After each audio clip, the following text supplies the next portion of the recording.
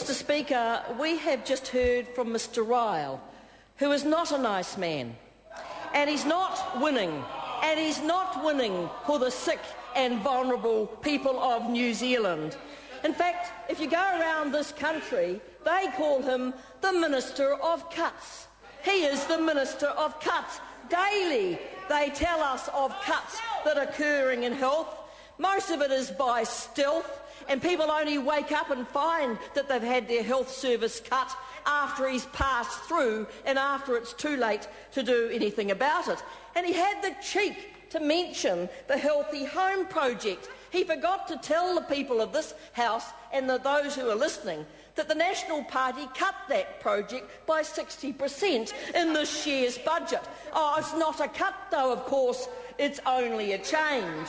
Mr. Speaker, so many promises, so many commitments, many political bribes, so much hype and more slogans than Goebbels could produce. That was 2008. 2008, the year of the Great New Zealand Con. The Great New Zealand Con, because 2008 was the year that John Key sucked in thousands of New Zealanders by his great propaganda machine. The brighter future, he said. The unrelenting focus on catching up with Australia. The turbocharged economy we were going to have. The fresh start for young New Zealanders. The step change in every policy you could see. And amongst all of that, he promised to keep all Labor's policies, all our major policies. He said he'll also keep those. And that's why the media called him Labor Light. And then you have to remember that the very policies he said he would keep, he voted against when he was in opposition. He voted against working for families. He called it communism by stealth. But he promised at the election campaign he would keep that communism by stealth. He doesn't now recognise that it lifted 130,000 families out of poverty and had the cheek to say in this House last week that the previous government had done nothing about poverty. He promised to keep interest-free student loans. Well, that was called, when they were in opposition, irresponsible economic vandalism, and they would oppose it with every bone in their body. And I say to them now, where is their spine?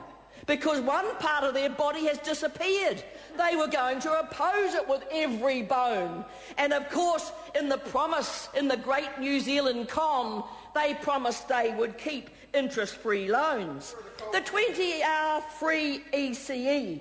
Well, this is a policy they said they'd keep, only they took out the word free. And now we know what it means. It means free with a fee. That is what it means. And they also opposed the seabed and foreshore legislation. How many members of this House have forgotten the iwi kiwi billboards, the campaign they ran against Maori up and down New Zealand to divide this country, forgotten by the National Party in government? You see, it was all about optics when they were in opposition. They were all about optics. And now I believe New Zealanders are starting to see through the Great New Zealand Con. They are saying they voted for a different government. And on a daily basis, whether you're getting into a taxi, whether you're meeting people on the street, whether you're walking through the supermarket or you're collecting for charity somewhere, people will come up to you and say, this is not the government we thought we were getting. This government is not giving us what we voted for, because this government cannot make decisions. It cannot make a decision and stick with it. It seems to us that the last person who spoke to John Key it leads to the decision he makes that day. And what we find out today is even worse than that. We now have a government by Google. Imagine that. We must be the first country in the world that has a government by Google as the chief opposition whip has called it. Because when they want to find out what's happening, they put a word into the Google machine of a computer, and out it spits all the comments that they want. They don't do research, they don't do any work, they don't have a plan, they just have government by Google. You see, they don't have the internal fortitude to stick to their principles and their policies. They don't stick to a plan. And why don't they stick to a plan, Mr. Speaker? It is simple. They do not have a plan. It is so obvious now to all New Zealanders, there is no plan from the National Party in this country. And I mean, it really is funny, if it wasn't so sad, that this is the National Party's plan, building the recovery policy statements. And it is empty, except it is copyright. It also has an address on it. So perhaps we should ring up Mr. Oldershaw and ask him what happened to the plan, because the Prime Minister can't tell us, the Minister of Economic Development can't tell us, the Minister of Finance can't tell us. Is there anybody, just anybody, over there who can tell us what the economic plan for this country is? Because they do not. Oh, Nick Smith is the next speaker. If you can understand what he says, you may hear a little bit of a plan. At least he has tried to have a bit of a plan, even though everybody is laughing at it. But there is no plan, and particularly around their biggest promise, the biggest con of all. You see, New Zealanders are proud people, and we really do like to compare ourselves with our closest neighbour. We like to think that we can beat them at things, like rugby on Saturday nights.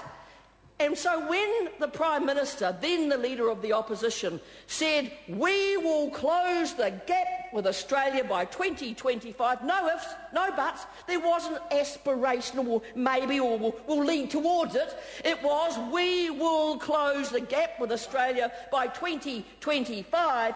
New Zealanders believed them. Believed that there would be a closing of the gap in wages, and the closing of the gap in skills, closing of the gap in education, anything you like, there'd be a closing of the gap. Well, this is the plan now. It's not written anywhere, but it's said behind their own closed doors and smoke-filled rooms. They're saying, we can't do it. We can't close the gap, but we've got to fudge it. Let's now say it's aspirational. Let's say we are still committed to it, even though we're never going to make it. You see, if you don't believe in your goal and you don't have a plan, you're never going to achieve anything. And what this government is so good at is telling you what the score's going to be. They are so good at saying the score is going to be this, but they never tell you how you're going to get to that score. You see, it's a pretty crazy way of going about running a country. Easy to tell people what you think the score's going to be, much harder to say what is the game plan to be able to reach it. So they have not got a plan, they have got no commitment to this country. Fortunately, New Zealanders do have an alternative party that does have a plan. We do have a plan, and I can tell the members opposite, our plan is not secret. It is not covert. It is not one that even they don't know. Every New Zealander will know Labor's economic plan. We had one in government which saw us have the lowest unemployment in the world, that saw us with net government debt, that saw us with a country that was growing, that had invested in our young people and our apprenticeships, that had invested in the future in terms of saving, that had got New Zealanders saving, that had got families working and had invested in social services. That was the legacy that party got. And every day they stand in this House and try to pretend that the recession we've gone through was the worst since the 1930s. Well, I can tell Nick Smith there were more people unemployed in this country when they went out of government than there was in this latest recession. And they have done nothing to address the unemployment that we already have. In fact, the budget is predicting unemployment will still be above what it was in 1999 in 5 years' time. Read your own budget documents. That is what you're getting from this National Party. No plan to reduce unemployment, no plan for a skills strategy, no plan for growth in this country, and anything they are doing is based on reducing the rights and the income of working New Zealanders, not on any growth and strategy that they could put in place. Call the Honourable